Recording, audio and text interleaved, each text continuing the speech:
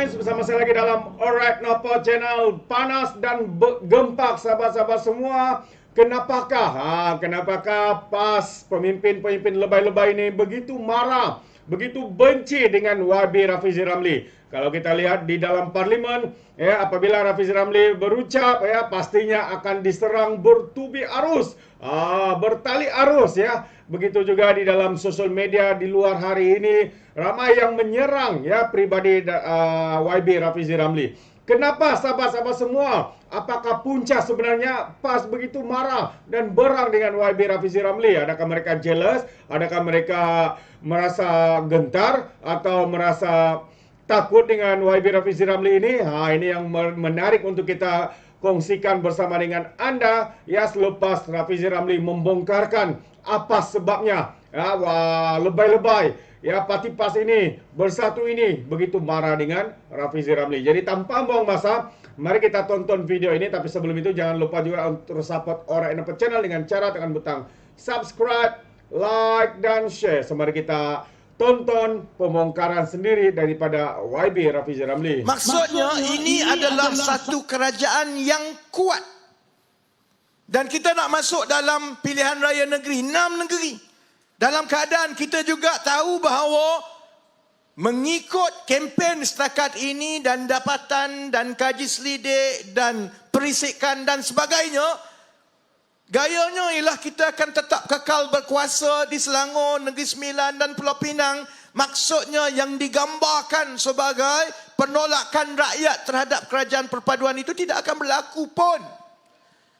Tapi sekarang ini Perikatan Nasional tengah bakar, terutamanya yang muda-muda, bahawa kena turun, bangkitlah kuasa Melayu. Kerana kononnya kalau 12 Ogos ini mereka menang, mereka akan tukar kerajaan.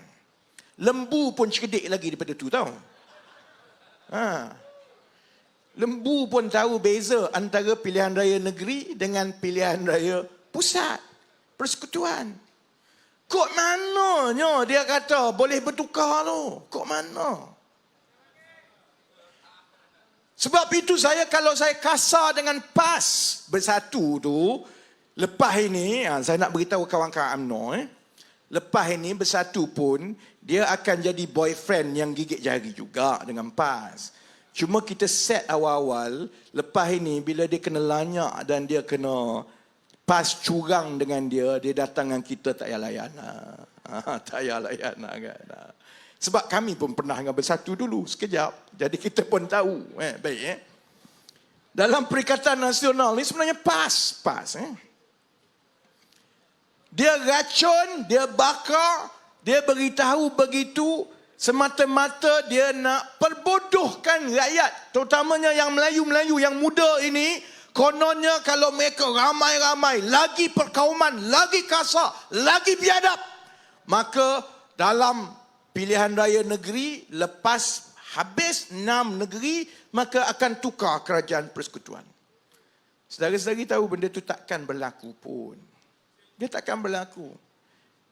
Bagi saya, biarkan mereka. Biar Mahyudin betul-betul bakar ni.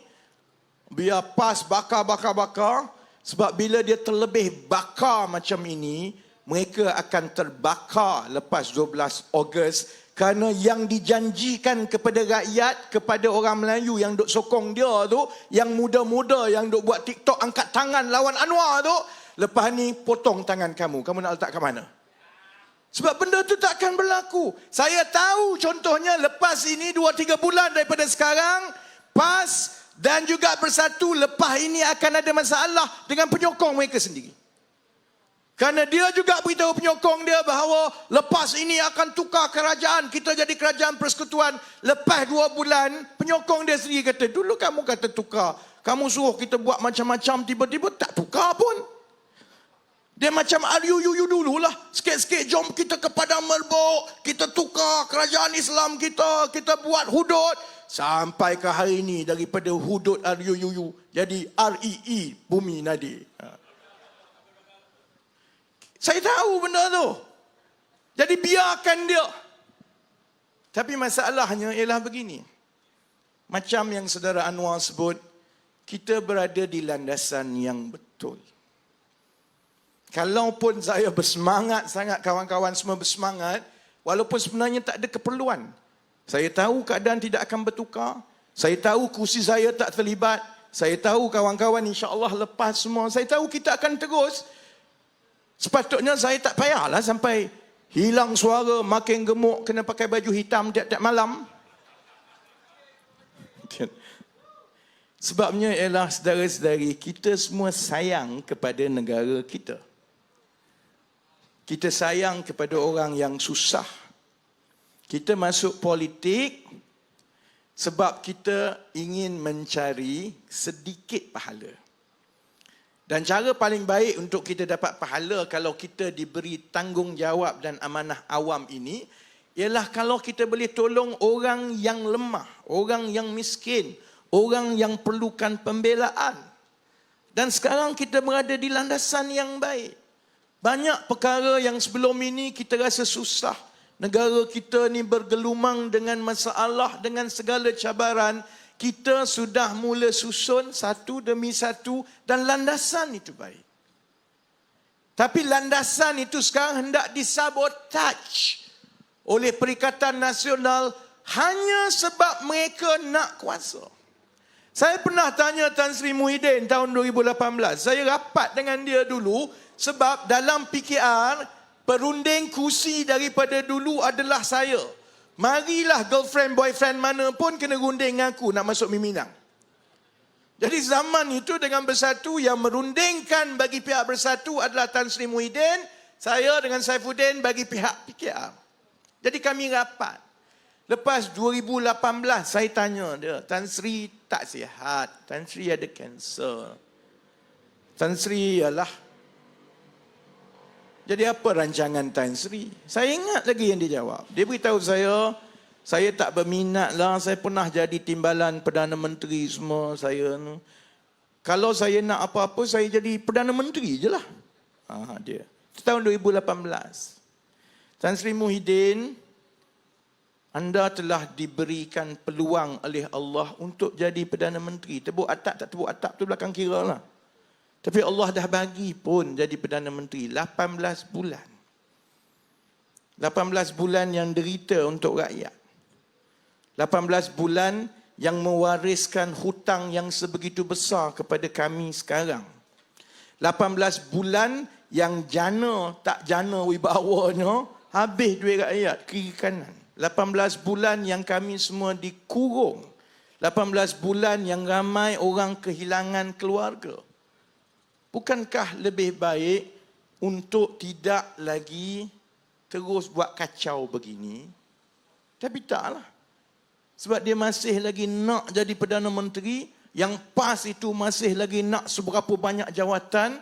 Akhirnya yang mereka buat ialah mereka terus bagi gambaran dan meracun, terutamanya Melayu yang muda-muda, bahawa kononnya bila ada gelombang yang besar, ini akan menjatuhkan kerajaan perpaduan. Saya sebenarnya tak kisah pasal itu, kalau tidak kerana itu ada kesan kepada keyakinan pelabur-pelabur asing kepada negara kita. Kita ambil alih kerajaan perpaduan dan pentadbiran ini dalam keadaan yang mencabar. Kita ada cabaran dunia. Pertumbuhan ekonomi dunia semakin rendah. Kemudian kita juga ada cabaran dari segi kenaikan harga barang. Masa kita mula-mula ambil alih itu, Perikatan Nasional tinggalkan kadar inflasi yang paling tinggi. Sejak bila pun saya tak ingat dah. Dia dah dekat 5% masa tu. Malaysia jarang. 3% pun jarang. Zaman dia dah dekat 4.8%. Kalau tak tukar tu dia naik sampai ke 5%. Kita ambil alih pentadbiran dalam keadaan hutang sampai 1.5 trilion. Bayar bunga saja dekat 20-30 bilion setahun. Baik. Jadi pelabur-pelabur asing, dia tengok kat Malaysia. Dia kata, yalah Malaysia ni dah lah nampak macam tak ada industri baru. Lepas tu nampak macam bergolak lagi, masih lagi bergaduh. Sebelum itu asyik bertukar Perdana Menteri. Jadi dia tunggu sekejap. Kemudian nak dijadikan cerita pula, Amerika Syarikat terus naikkan kadar faedah dia. Lagi naik, lagi payah kita. Kerana bila dia naikkan kadar faedah dia, pelabur kata daripada aku letak duit dekat Malaysia, baik aku simpan dekat US. Lagi banyak pulangan. 4-5%. Kat Malaysia, 3% je. Dah payah lagi kita. Kemudian dalam tempoh 5-6 bulan pertama, walaupun duk tanyalah, apa kamu buat, apa kajian buat, apa kajian buat. Saya bersabar sebab bayangkan keadaan dia begini kan. Kalaulah kita buat macam itu kepada Kerajaan PAS Kelantan 33 tahun. Bukan 6 bulan, 33 tahun. Kalau dulu, saya ingat masa saya kecil-kecil dah. Saya orang Terengganu kan. 3 suku darah Kelantan. Saya orang Besut. Jadi, yalah banyak keluarga Kelantan. Saya ingat masa saya kecil-kecil dulu, air Kelantan tak adalah macam Starbucks sekarang. Adalah jernih lah sedikit. Yang dulu-dulu lah.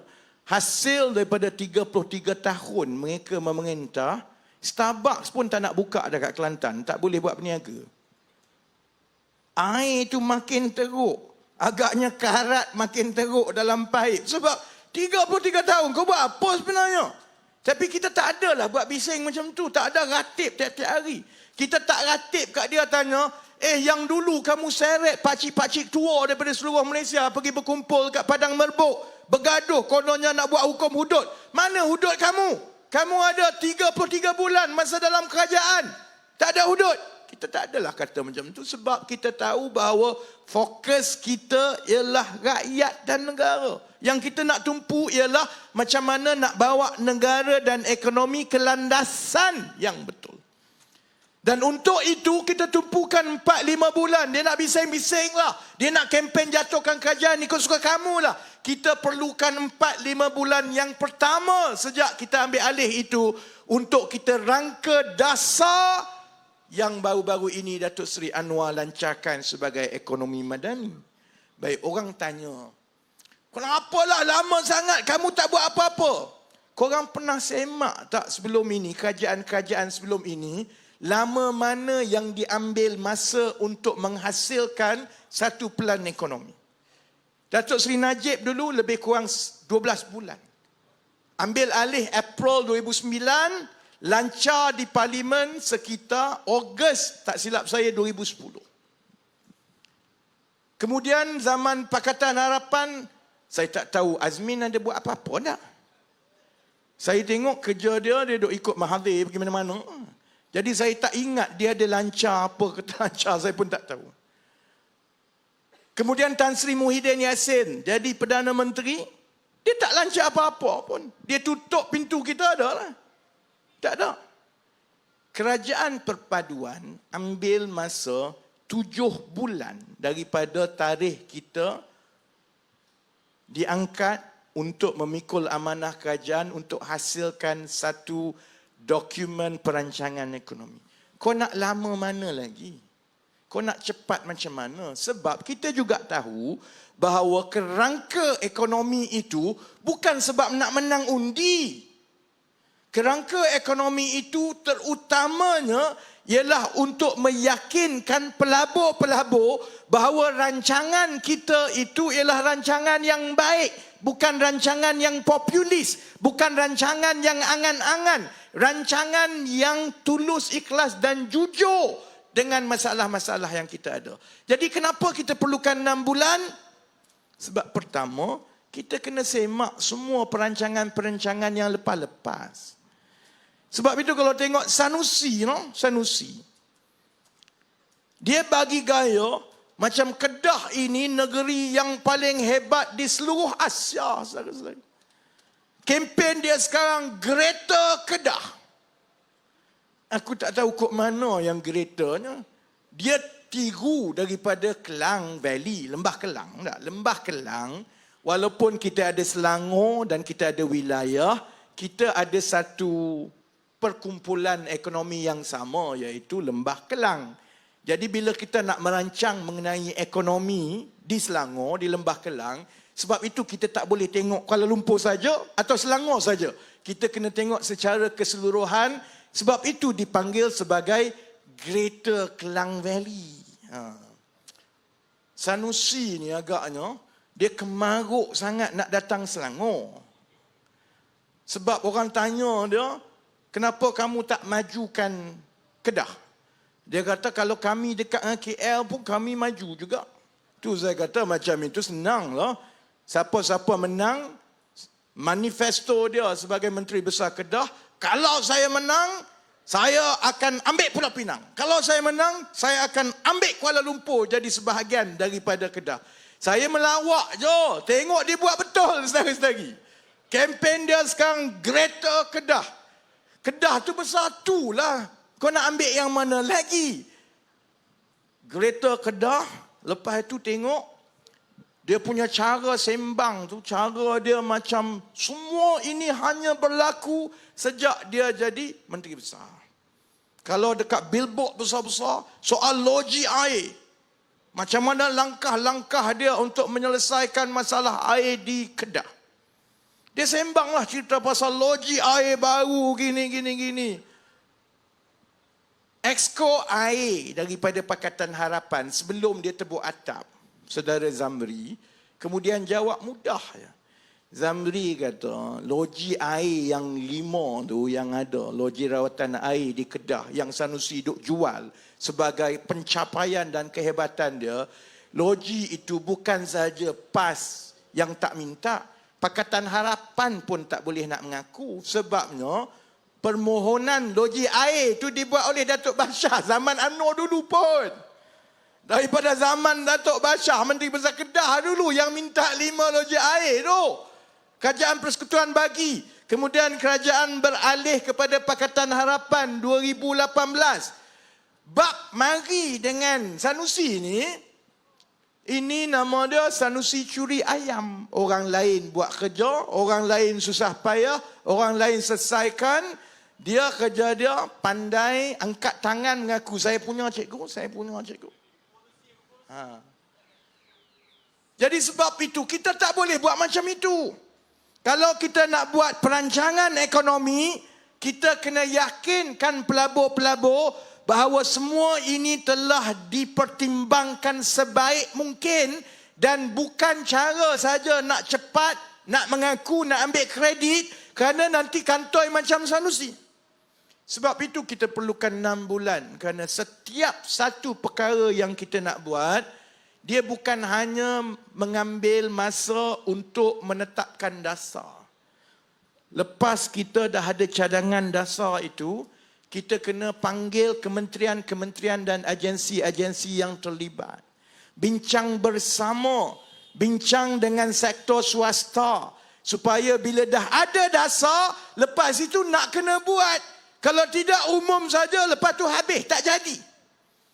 Sebab itu beza kita sebelum kita lancar ekonomi madani, kita dah bincang dahulu 6 bulan dalam kerajaan dengan swasta. Sebab itu bila saya lancarkan pelan peralihan tenaga, kita bukan saja umum, kita umum 10 projek mega bernilai 25 bilion. Sebab apa? Sebab kita dah bincang dah dengan Petronas, dengan TMB, dengan Khazanah, dengan Sime Darby. Kita dah bincang, kita dah tahu siapa akan buat apa, bila dan sebagainya. Sebab itu saudara-saudari, dengan dokumen itu dan dengan beberapa signal ekonomi yang kita bagi, alhamdulillah, dalam sebulan yang terkini ini bukan saja soal inflasi dah turun, saudara-saudari tengok pasaran saham makin baik. Mata wang makin mengukuh. Adalah perubahan macam-macam. Semalam contohnya, Amerika Syarikat tak habis batuk lagi, letih. Tiap-tiap bulan dia batuk ekonomi dia. Dah okey sikit, semalam dia batuk lagi. Sebab semalam rating kredit Amerika Syarikat diturunkan. Bila diturunkan, semua orang takut. Bila ada orang takut, dia goyang. Tapi Alhamdulillah, walaupun itu ada kesan kepada seluruh dunia, ada kesan kepada kita, tapi dia tak jatuh dan memperlambatkan pertumbuhan yang kita dah tengok, signal positif daripada pelabur yang kita dah tengok dalam tempoh 1 bulan yang lepas. Landasan itu baik, saudara-saudari. Sebab itu saya, kawan-kawan semua kempen cukup-cukup untuk kali ini. Sebab itu juga kepada sahabat-sahabat yang akan mengundi di Sungai Kandis, saudara-saudari kena faham, ini bukan soal untuk kekal berkuasa di Selangor. InsyaAllah dia tak ada masalah, akan kekal berkuasa. Tak ada masalah langsung setakat ini. Tapi saya tak nak kalau kita lalai dan alpa, terutamanya sahabat-sahabat yang bukan Melayu, kalau tak keluar mengundi. Sebab dalam pilihan raya umum yang lepas, itu ialah kadar keluar mengundi pengundi bukan Melayu yang paling rendah sejak tahun 2008. Sekitar 68% je. Selalunya pengundi bukan Melayu keluar sampai 83% tiap-tiap pilihan raya umum. Jadi saudara-saudari, terutamanya uncle auntie, kawan-kawan yang bukan Melayu kena faham, ini bukan soal semata-mata untuk menang di Selangor. Kerana kalau signal itu tidak baik, Perikatan Nasional akan terus buat kacau dan kacau itu akan menakutkan pelabur, maka segala landasan yang kita berdikit-dikit makin baik ini, maka itu akan merencatkan balik peluang kita untuk menjadi kuasa ekonomi di Asia Tenggara semacam yang kita rancang. Jadi sebab itu, satu persatu dalam 1-2 minggu ni saudara-saudari tengok, dia tanya, ni nak masuk pilihan raya ke? Umum macam-macam ni. Dalam 2-3 minggu ni umum semua. Ya lah, macam saya cerita, bahlul dia orang. Kita ambil masa 6 bulan untuk susun semua. Dah susun semua, barukah kita lancar satu. Kerana setiap satu ni bukan umum, dia dah jadi. Contoh semalam, bila saya lancarkan satu program untuk anak-anak lepasan sekolah, nama Academy in Industry. Dia bukannya kami nak buat, memang sedang berlaku, saudara-saudari. Kita tengok contohnya yang anak-anak Melayu. Ada satu masalah di kalangan lepasan sekolah Melayu. Hanya 30% daripada anak-anak lepasan sekolah Melayu, banyaknya di negeri-negeri yang tak ditadbir oleh Pakatan Harapan dan Barisan Nasional lah. Hanya 30% je anak-anak lepasan SPM, anak-anak Melayu ni yang melanjutkan pelajaran lepas sekolah. 70% tidak ada peluang.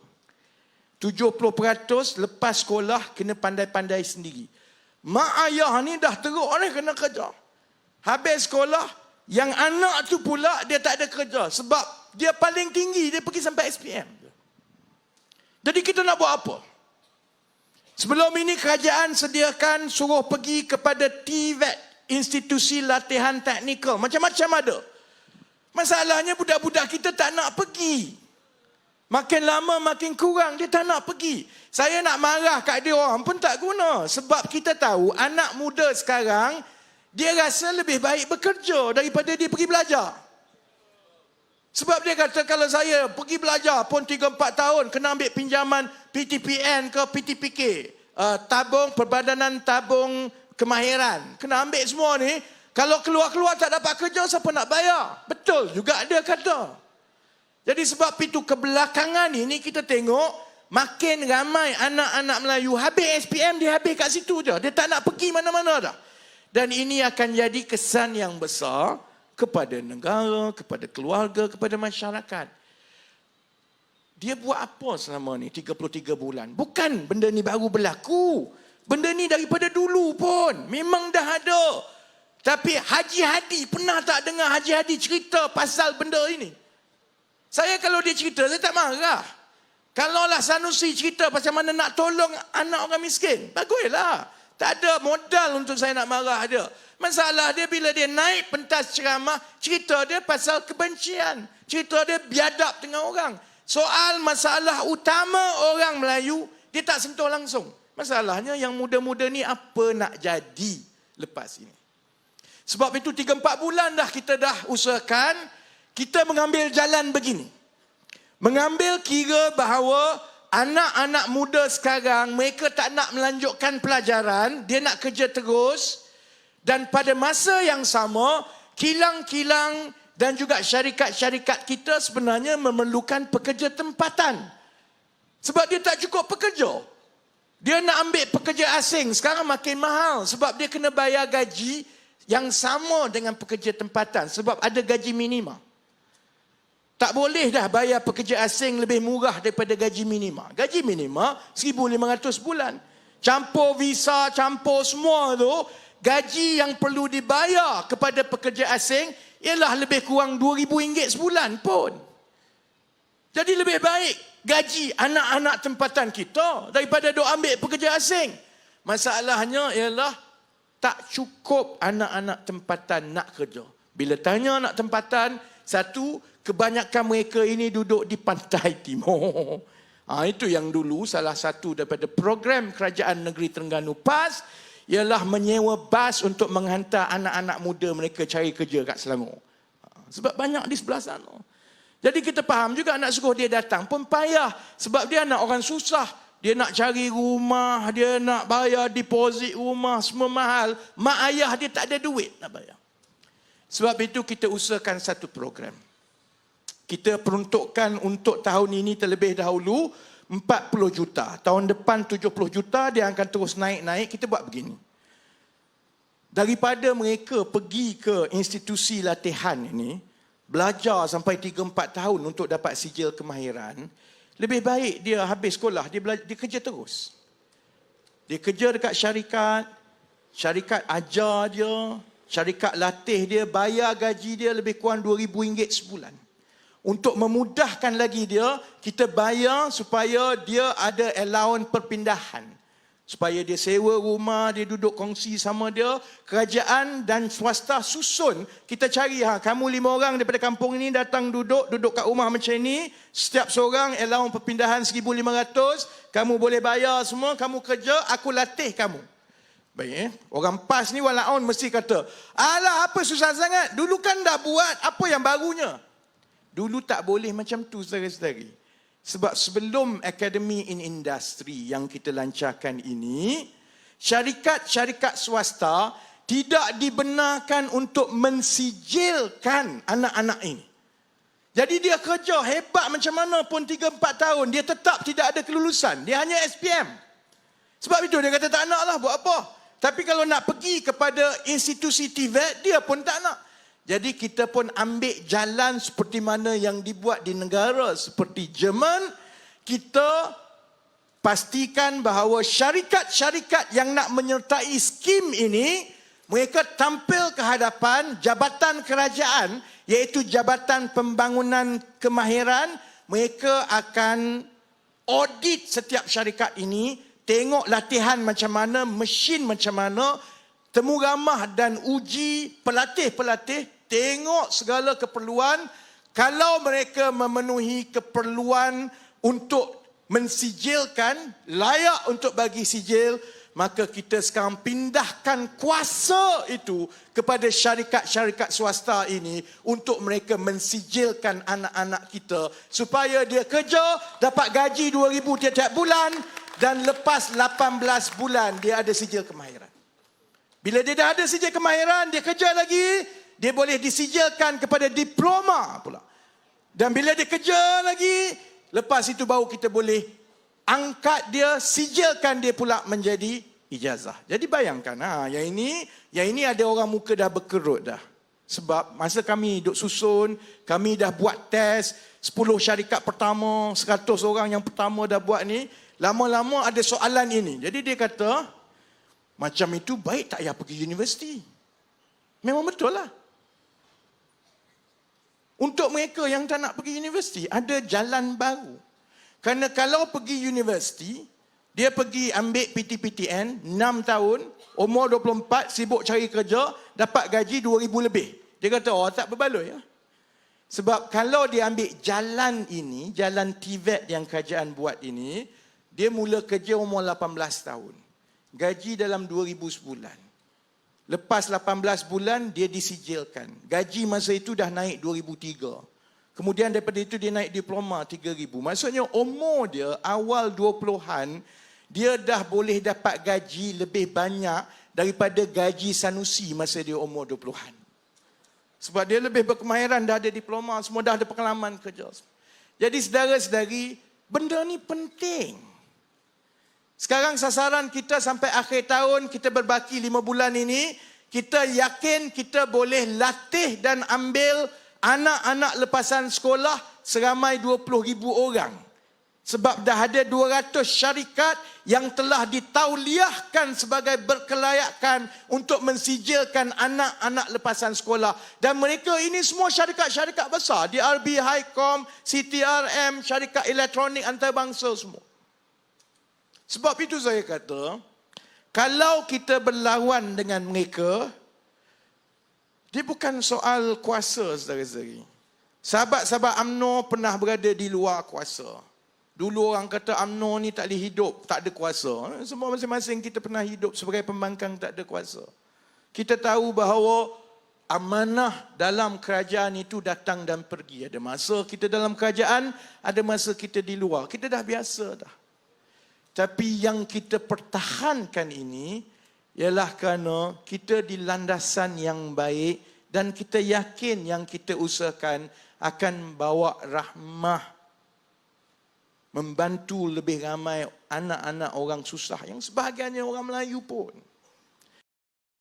Terbaik sahabat semua, itu dia pencerahan padu, inisiatif dan rancangan yang mantap ya daripada YB Rafizi Ramli. Ya, kerana itu ya, mereka semakin membenci, mereka semakin takut dan gentar dengan YB Rafizi Ramli, sahabat-sahabat semua. Kerana apa? Kita tahu pas ini yang mereka tahu hanya menfitnah, yang mereka tahu hanya menabur kebencian, menyemai kebencian dan sebagainya. Itu yang mereka tahu, sahabat semua-semua. Kalau disuruh untuk membangunkan negara, apa yang mereka bangunkan? Ya, esko-esko. Ya, keluarga-keluarga, kroni-kroni. Itu yang mereka lakukan. Itu pandangan saya. Bagaimana dengan anda, sahabat-sahabat semua? Anda boleh berikan komen anda dalam ruangan komen. Tapi ingat, komen dengan cara berhema. Jangan menjadi seperti walaun tit, lebay-lebay, geng sabu bersih. Termasuk juga GTA, geng takut Anwar ya. Apabila mereka memberikan komen penuh dengan hasutan, kebencian dan juga fitnah melampau. Sepertinya mereka tidak punya otak, mungkin kerana otak mereka tertinggal di dasar Laut Selat Melaka. Jadi sampai di sini saja, izinkan saya untuk mengundurkan diri dan seperti biasa, peribahasa mengatakan, tapapun kangkap, 2 tahun keinginan. Dalam bahasa Melayunya, tepuk dada, tanya selera. Sekian saya daripada Orang Dapat Channel, saya kita berjumpa lagi. Bye-bye.